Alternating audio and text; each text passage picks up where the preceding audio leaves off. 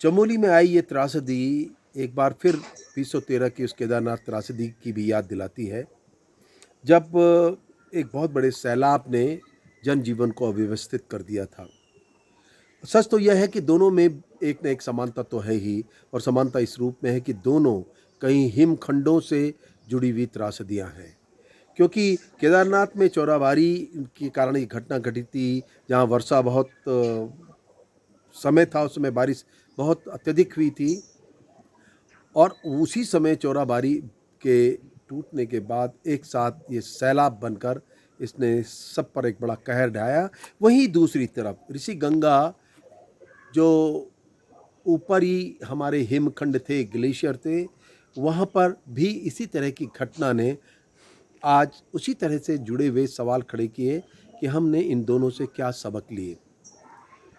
देखिए, एक बात बड़ी स्पष्ट सी है कि कुछ हमको प्रकृति के विज्ञान को समझना पड़ेगा। हम कितने भी बड़े विज्ञानी हो जाएं, हम कितने भी पहलुओं को समझने की कोशिश करें, लेकिन कहीं ऐसा प्रतीत होता है कि हम कहीं इस विज्ञान को ना अभी समझे हैं, ना समझना चाहते हैं। क्योंकि अगर ये बात होती तो शायद हम इस तरह की घटनाओं से कुछ सबक लेते हुए आपने आने की रणनीति तय करेंगे। यह बात समझनी होगी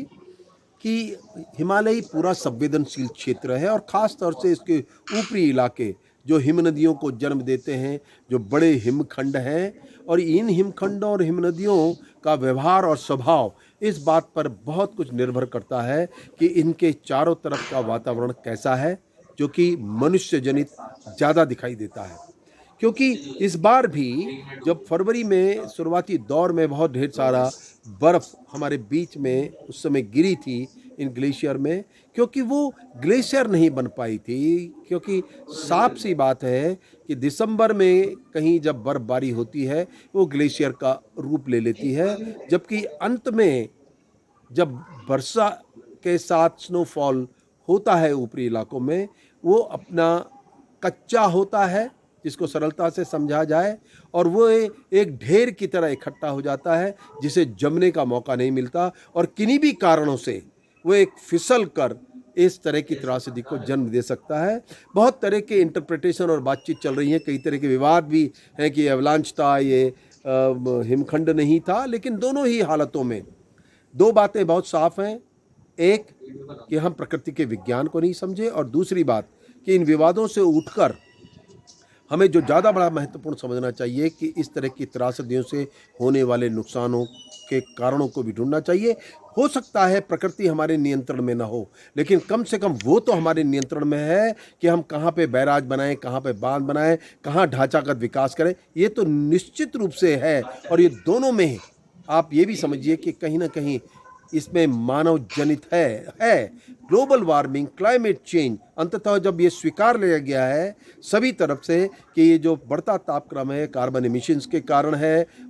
जलवायु में परिवर्तन आ रहे हैं, तो इसे कैसे अस्वीकार दिया जाए कि वो होने वाली घटना में वो बड़ा हिमखंड या एवलांच जो आया, वो उस औसतन तापक्रम के बढ़ने के कारण उससे जुड़ा हुआ कहीं ना कहीं है। दूसरा, कि उसके मुहासे में आप बैराज बनाते हो, बांधों की कल्पना बनाते हो, नदियों का मुख रोक रोक मोड़ने की कोशिश करते हो, तो ऐसे में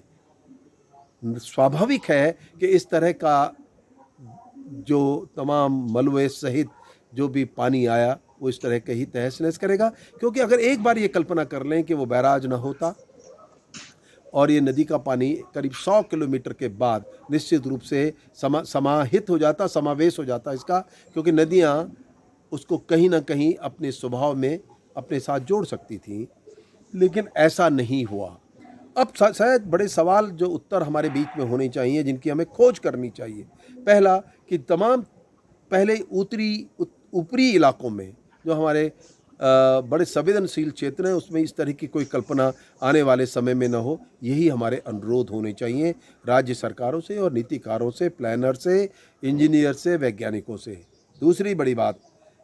कि जो बांध अभी भी हमारे पास हैं, जिनसे हम जल उत्पादन कर रहे हैं, ऊर्जा का उत्पादन कर रहे हैं, इन बांधों को भी एक नई दृष्टि से देखें। कल वहाँ अवलांच पड़ा, यहाँ कोई रॉक टूट के गिर सकती है, कि जल संग्रहण के जो काम होते हैं वो बड़ा रिस्क का काम है, क्योंकि ये भी समझ लेना चाहिए कि हम जियोलॉजिकल अध्ययन कितना भी कर लें किसी बांध को बनने से पहले, लेकिन ये भी आपको स्वीकारना पड़ेगा कि किसी राज्य और स्थान विशेष की एक अपनी जल क्षमता होती है इकट्ठा करने की, वो आज नहीं तो कल किसी न किसी रूप में हानि पहुंचा सकता है। तो एक उनका पुनरावलोकन होना चाहिए, और तीसरा, आने वाले समय में कभी इस तरह के बांध न हो। और सबसे अंत में जो सबसे बड़ी बात है जिसे हमें समझनी चाहिए कि हम इस तमाम तरह की ऊर्जा का एक विकेंद्रित रूप क्यों नहीं देखना चाहते। हम क्यों नहीं अपने छोटे छोटे गाढ़ गदेरों में जल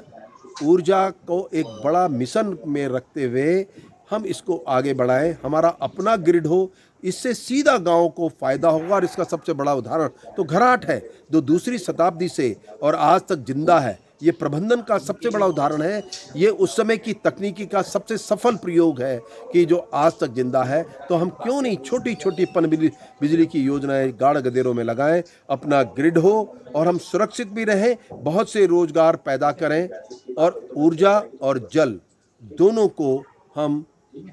देश की सेवा में बांटें। शायद इसी तरह की सोच का अभी बड़ा समय है, क्योंकि अब अगर हम नहीं चेते तो बार बार प्रकृति हमें इस तरह के जो संदेश दे रही है उसे समझने में अगर हमने फिर कोई कोताही बरती या ना समझने की कोशिश की, तो फिर कभी आने वाले समय में एक इतना बड़ा प्रलय होगा जिसको शायद हम संभाल नहीं पाएंगे। मनुष्य होने के और विज्ञानी होने के मतलब समझने चाहिए, क्योंकि विज्ञान दिवस है, साइंस डे है, और साइंस डे में अगर कोई बड़ी बातचीत होनी चाहिए तो हम विज्ञान का स्वरूप हमारा ऐसा होना चाहिए जो किसी को विचलित भी ना करे, विस्थापित भी ना करे, और जो एक विचार के अंदर हो जिसमें गांव की भागीदारी हो, लोगों की भागीदारी हो, और सबसे मिला करके सोचे जाने की आवश्यकता हो। हिमालय मात्र एक दोहन करने की वस्तु नहीं है, बल्कि ये पूरे देश की सेवा करता है। इसलिए मुझे लगता है कि विज्ञान दिवस जो कि हम आज और हमारे नज़दीक है, इसमें सबसे बड़ी बहस हमारे विज्ञान के स्वरूप की होनी चाहिए कि ये गांव के कितने हित में है। ये हमारे लिए समझने की बहुत आज ज़रूरत है।